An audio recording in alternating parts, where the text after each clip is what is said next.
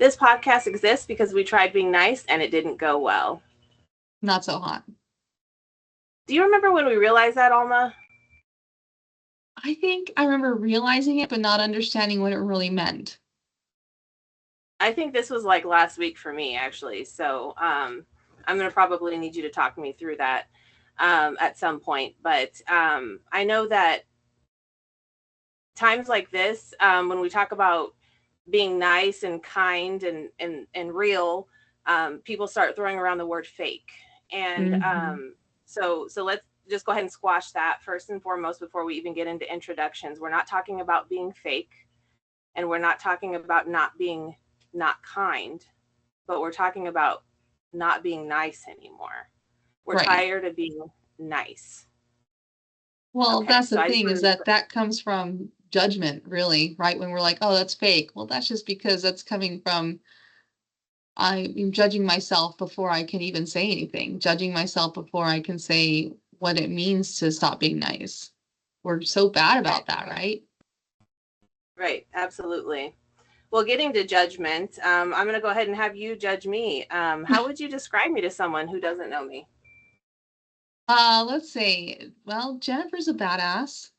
Um, she is kind and considerate and wants to be a part of your life, wants to be there for you. And just like anyone else, like if you're ready to accept it, she's willing to give it. But if you're willing to accept it and squash it, or accept it and not appreciate it, that's where we stop being nice, which happens a lot, right? And I mean, all in all, just a badass woman, entrepreneur, um, generous and all, a great mom. So now it's my turn to get to describe Alma. Alma Linda Rodriguez, right? Alma So I've linda. known her since the third grade. We've been through our ups and downs.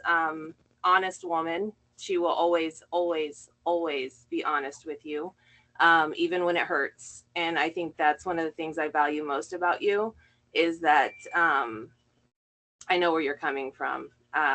Even like I said, even when it hurts. Um, so I know when I need the truth, I can go to you. Yeah. And then you're stable. You're the steady, right? You've always been the steady, and the rational thinker for sure. Um, and you are a hell of a mom for sure. Hell of Oh, a those are mom. some nice things. I appreciate that. Absolutely, absolutely. So, what we tried being nice means. We kind of got into this a little bit, the difference between being nice and being real. So I'll go ahead and get started, and we'll just get honest. And I'm going to get into, um, where I come from and kind of a little bit about my background. Um, I grew up in New Mexico. I'm a pale skin güerita. So um, Oh I've shit. always been told I'm a pretty cool güerita, right? Pretty cool for a güerita. Um, I feel like I've always been in survival mode. Not that I came from, I would say like a violent home, but I came from a not a super steady, stable home. It just emotionally things weren't very stable. I think I grew up not having much of a backbone because I didn't have boundaries at home. I thought being nice equaled being accepted. Um, that turned into me having tumultuous relationships, you know, romantic relationships, I guess I'll say. I've always had pretty good friendships. But I had a married man's child at 22. We're not going to edit that out, although that's hard to say. Been married 3 times, divorced twice, still learning in real time. Um, at the time, I thought I had it all, but looking back now, made the mistakes, and the mistakes were me. And a lot of it came from me being too kind and not stepping up for what I wanted in life and swallowing my desires um, because I thought I was being nice and accepting what everybody else wanted for my truth.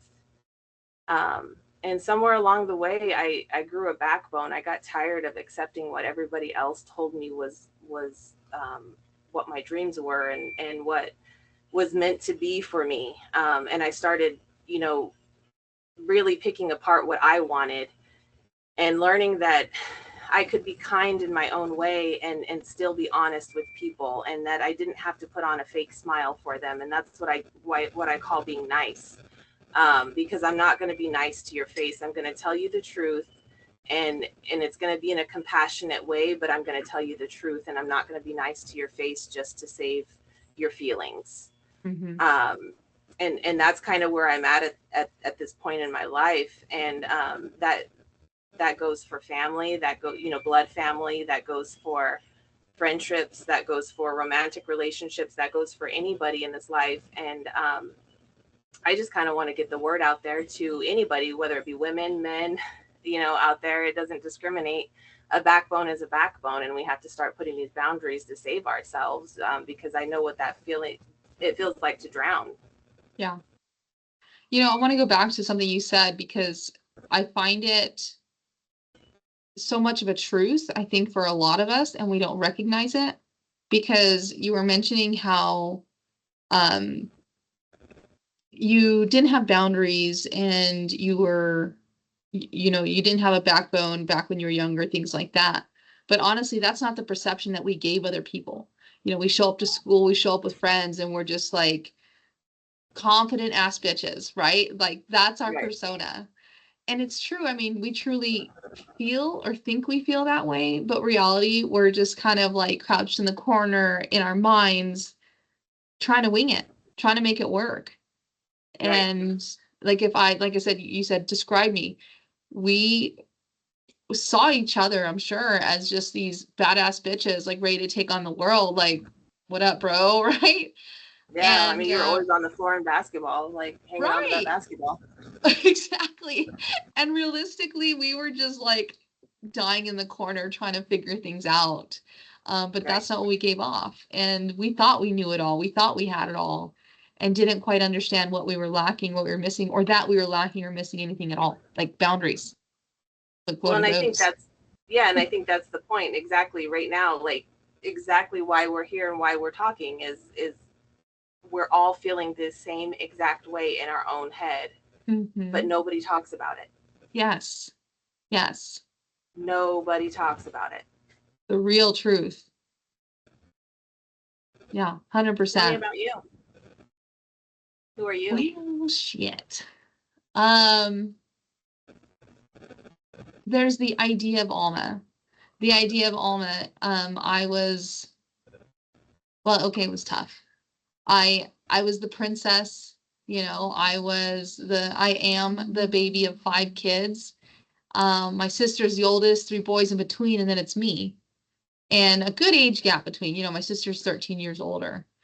And man, it was a blast. Like everything I did was just like, look what I could do. You know, it was so fun. Like I was just on top of the world. Nothing could ever go wrong. I didn't know there was a world that was going wrong. And not that I was necessarily shielded. I just to this day sometimes have this shield around me. Like life is so beautiful. And it has its pros and cons. Um, it was an amazing childhood. And then when my mom passed away when I was 11, it was like someone took a hammer and broke that glass shield that was around me and shattered the whole thing. And as I shield myself from that breaking glass, it just cut me all over. But I had to continue that facade of beauty and kindness and perfection and happiness, you know? So it was really, really tough. But going from like a loving mom and always there for you and things like that. Like I wasn't spoiled with things, with possessions, but I was spoiled 100% with love and affection. And then you get your stereotypical Mexican dad. He's only there to tell you no. And So he's a badass, by the way, but he's like scary. yeah, he totally like, and no one talks to him because he's like, I'm not gonna mess with your dad. Like he looks totally scary. Um, and he is gonna be to me, but not to everybody else. He's way cool to everybody else. But yeah, so that was really, really tough to go from that to never hearing I love you, never getting a hug, never, not even a good morning. Saying good morning, the basics, saying thank you, saying please was difficult to hear and to say in my family. It really shattered who I would have been and who I was becoming. Again, pros and cons though. I very well could have had more boundaries or maybe less because I would have been like totally blind to the world had I stayed in that shield. But long story short, that's where my boundaries became unclear or didn't understand. And at 11, that's when you need to be taught what are boundaries, what isn't okay, how should I be treated. You start thinking about boyfriends and have real friends and spending the night, things like that. Like someone in that moment is when they should be like, it's not okay for someone to talk to you like this. It's not okay for a man or a woman to make you feel a certain way or to treat you a certain way. You should step away from that. And I thought everything was okay. So I jumped into every friendship and every relationship and happy go lucky. Someone wants to be near me. Someone wants to be affectionate and talk to me. Hell yeah. So, that really sucked. And It I think we were really both did. guilty of that. I think we were Oh both very yeah. guilty of that. I know we worked a job when we were 16, and like now I think back of things we did, and I'm like, why were we where we were? Like, We did some crazy stuff. yeah, Oh dear. super naive. Yes. Yeah, Yeah. And to us it was cool. And what makes me scared is we got kids now, right? We got right. kids now that are heading that direction. I'm like, oh my gosh, I'm sitting here telling them stories so they don't fall into it. But at the same time, like, can we stop it? So as a mom, that's like my goal is to teach them what is the definition of boundaries? Like, why is it a boundary? Because I didn't have that. And unfortunately, I'm like almost 40. Next month, gonna be 40, and I'm now learning. Oh, a boundary. I'm supposed to do that. That's right. Right, right. I know, So, and it but seems yeah, so simple, but it's not. it's not. Well, because and then social media doesn't help, right? Because now boundaries are that much more blurry on what we share with the world and who we are and the facade and everything like that. But yeah, so I got married. I got every relationship possible because I was the skinny chick, super small, and I was never the hot chick in school. So the moment someone gave me some attention, I'm like, woo woo, let's go. So 16, man, at 16, I literally did not go without a boyfriend for like more than 2 weeks, either a boyfriend or a hookup. Like that was my life. And I would say I did that till I got married and I was 22, 21. There's a lot more details in it, but basically I got married very, very young. And I understand that now. And I do apologize to my ex all the time. Like, I was young, sorry. I was kind of mean. Shouldn't have said some of the things I said. Got divorced, pregnant as soon as I got divorced. Like, I had that I'm a hoe right after that divorce. Got pregnant with my beautiful son. I absolutely love him. But it was difficult to go through that, to do that. And Jennifer was there for me, so that was freaking awesome. She was in the delivery room with me. Oh, do you remember in the delivery room when the doctor's like, "Oh, are you ready?" Fuck no, who's ready for this? The baby comes out crying, and I'm literally, it's a C-section. I'm laying there. I'm like, shit. Like, I'm surprised the doctor gave me that baby because I would have been like, this woman is not ready to have a baby. And Jennifer was like, we got this. Chill out. It was really scary, but to do it alone. And got married again to now my ex, my most recent ex. Ugh. And I was married to him and had a baby with him. Let's see, 12 Two years we were boys. together. Yeah, 12 years we were together and recently divorced. And now I learned boundaries. I did meet someone recently and I'm pretty excited about it, but taking it slow. Um, but I think it's important for me to fully understand what boundaries are before I'm like, how you doing? I don't want to do that again. So luckily, this person is very understanding and very respectful to the fact that I'm still healing, even if I feel like I'm healed. I'm still growing, you know? So Absolutely. it's pretty awesome. Yeah, messy, honest, and probably a little unhinged, both of us, right? To say the least. I think we're a little messy, but that's why I think that's why people will connect with us, because we're not trying to be perfect. We're just being honest. Um, so I think we've talked about life hurts. We've loved, we've lost. I know you've lost your mom. Mm-hmm. You've also lost your sister. Yes. Yep. So we were very young when you lost your sister. So how old were we when you lost your sister? I just turned 21, like literally a week before. Yeah. And then hence the Tell me about marriage that. very soon after. So my mom passed away from cancer. I believe she was 41, but she was diagnosed, I think like at 36, 35. Um, so that's also been a pretty big struggle for me. And then my sister was diagnosed literally 10 years later. And um, she was diagnosed, her cancer spread very quickly. She had breast cancer as well. And her cancer went from just breast cancer, having done mastectomy. Like she knew in July, but we didn't know until December. And by April, it had already spread. And then by the next year, it spread to her brain. So she only survived about 2 years, 2.5 years. So she died, I believe she was 36.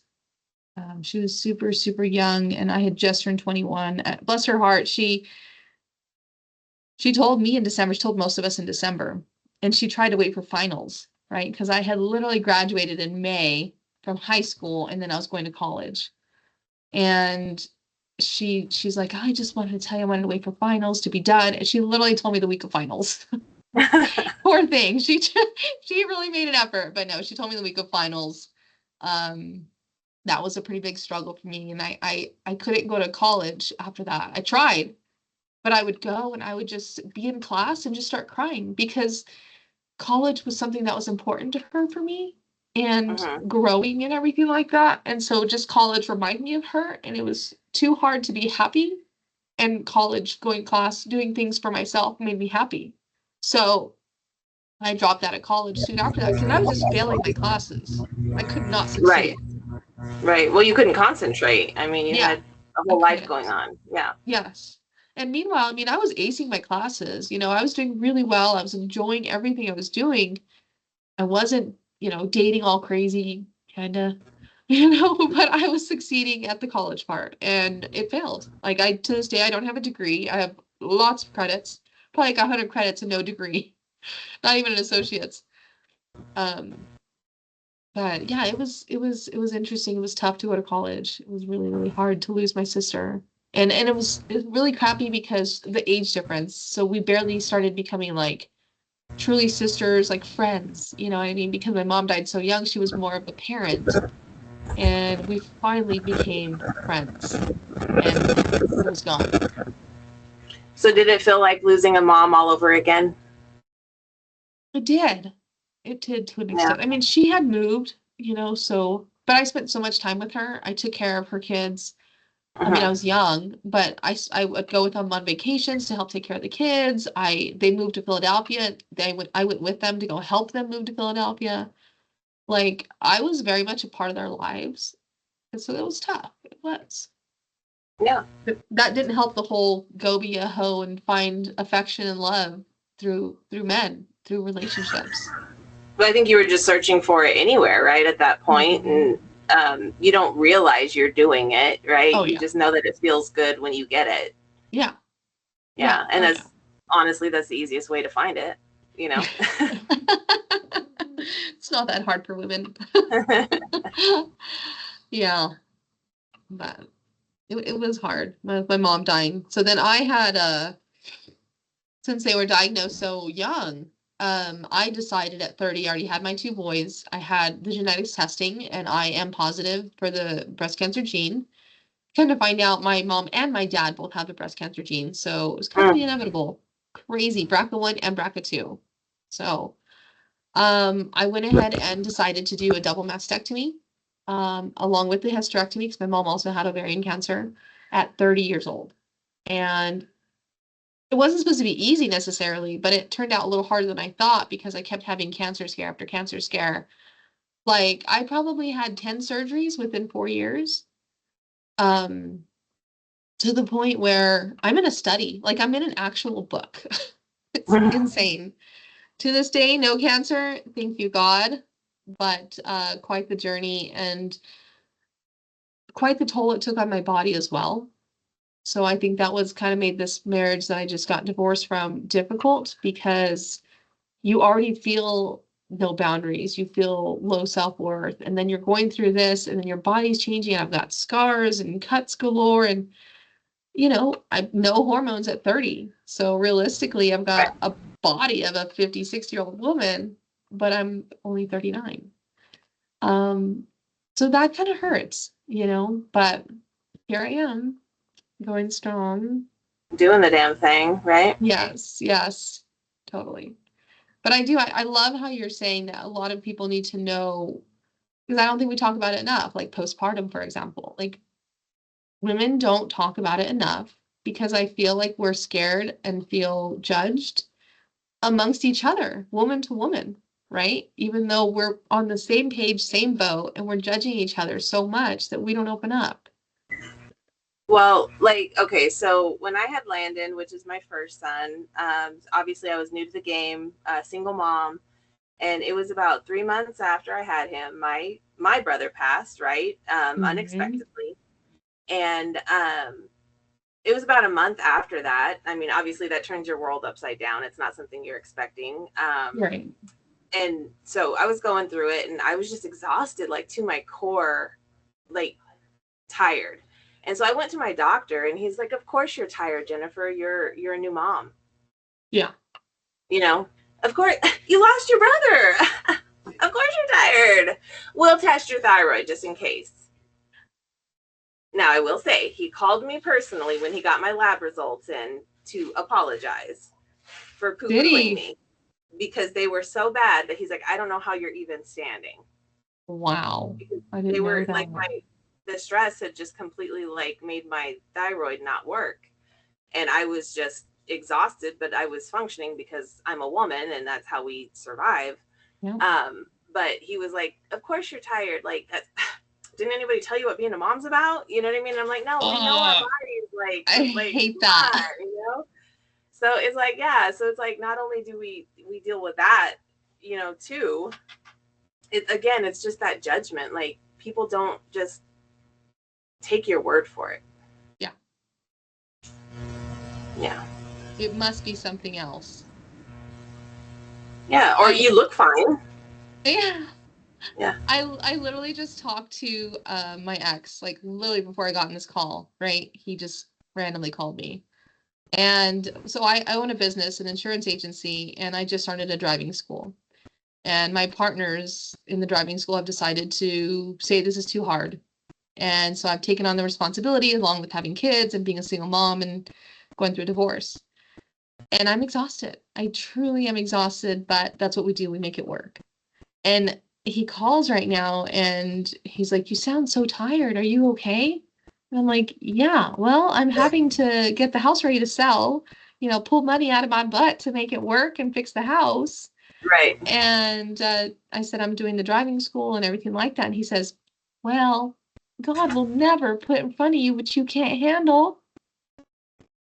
Thanks for that.